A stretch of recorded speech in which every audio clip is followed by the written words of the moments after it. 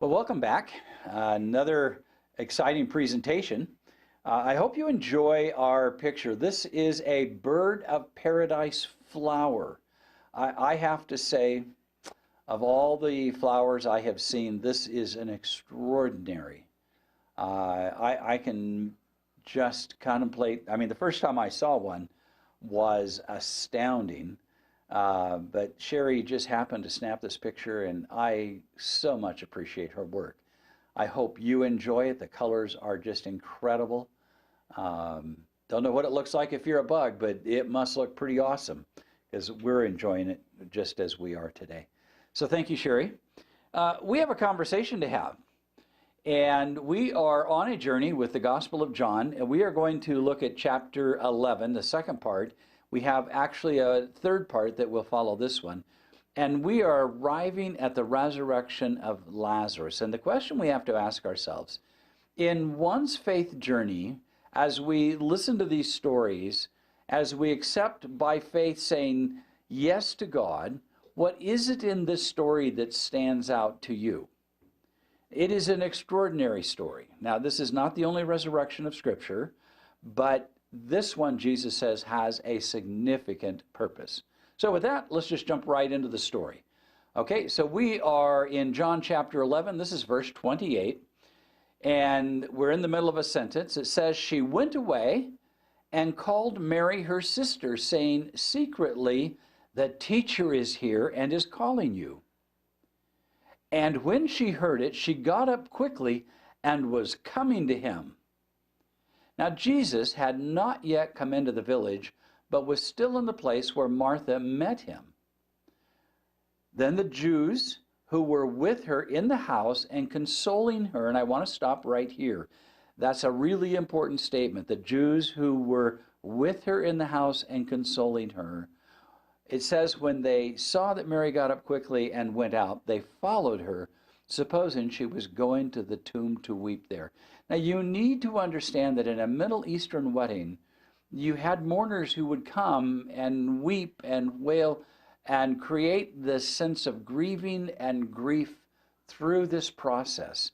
So when it talks about those who were consoling her, it wasn't just folks coming along and saying to Mary and Martha, "We're so sorry you lost your brother." These would be weeping and crying, sometimes mourning, sometimes wailing, to elicit that sense of grieving the loss of the loved one, in this case, Lazarus.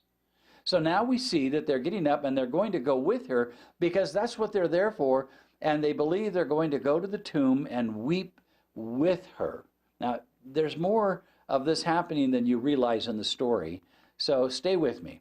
"Therefore, when Mary came where Jesus was, she saw him and fell at his feet, saying to him, 'Lord, if you had been here, my brother would not have died.'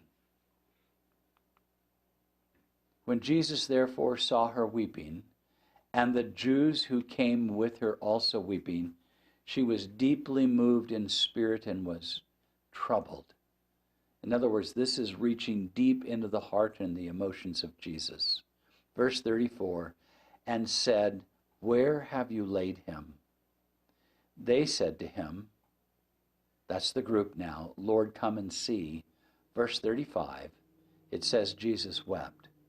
Now, I made a little note there on that slide. It says Jesus was not just quietly sobbing. He was sharing in the grief of those around him. He was mourning and weeping aloud. This is not a Western wedding like we go to here in a church or in a funeral home or a graveside service. There was an immense amount of emotion being manifested in this story, and Jesus was deeply grieving. But you need to be paying attention carefully to what's about to happen. So the Jews were saying, "See how he loved him." But some of them said, "Come, or could not this man who opened the eyes of the blind man have kept this man also from dying?" All the way through John, you get this sense of the conflicted group. They all have kind of a contrasting opposite opinion all the way through John's letter. Now let's go to verse 38. "So Jesus again, being deeply moved within, came to the tomb. Now it was a cave, and a stone was lying against it. Jesus said, "Remove the stone." Martha and the sister of the deceased said to him, "Lord, by this time there will be a stench. He's been dead for 4 days." Now this is equatorial climate. This is not like here in the Northwest. This is where you have a 12 hours of sun. Things happen much more quickly in the sense of decomposition here. But notice verse 40. Jesus said to her, "Did I not say to you that if you believe, you will see the glory of God?" So they removed the stone. Then Jesus raised his eyes and said, "Father, I thank you that you have heard me. I knew that you always hear me, but because of the people standing around, I said it, so that they may believe that you sent me."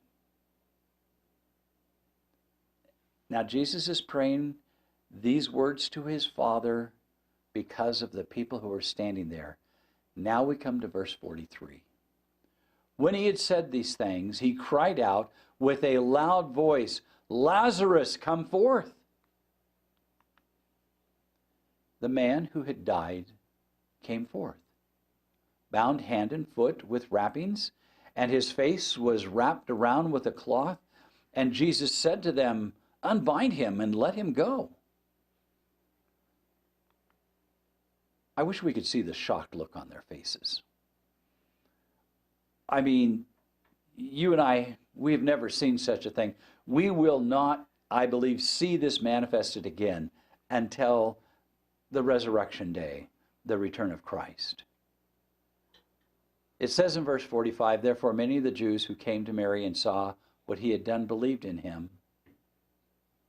But as John is faithful and he's consistent, he said, but some of them went to the Pharisees and told them the things which Jesus had done." Isn't it amazing, the conflicted group that's always around Jesus? I wonder if we don't have a lesson to draw from this. Now, Jesus has again revealed his divinity to the entire nation. Lazarus now, after 4 days in the tomb, is alive. I'm just going to point out two things for you today. Number one, or the first thing, Jesus did not say he was calling Lazarus' spirit back from the Father's presence. He did not say he was going to bring Lazarus from heaven back to earth. Secondly, Lazarus has not told stories of being in the very presence of the glory of the throne of God. He would have been more than qualified had he seen such things. Now, we live in a very unusual time. We have people who go unconscious, and through oxygen deprivation, their mind in the last moments before they pass out see all kinds of conflicting things. Some see what they think is hell. Some see what they think is heaven. Some just see nothing, just see darkness. What did Lazarus see when he died?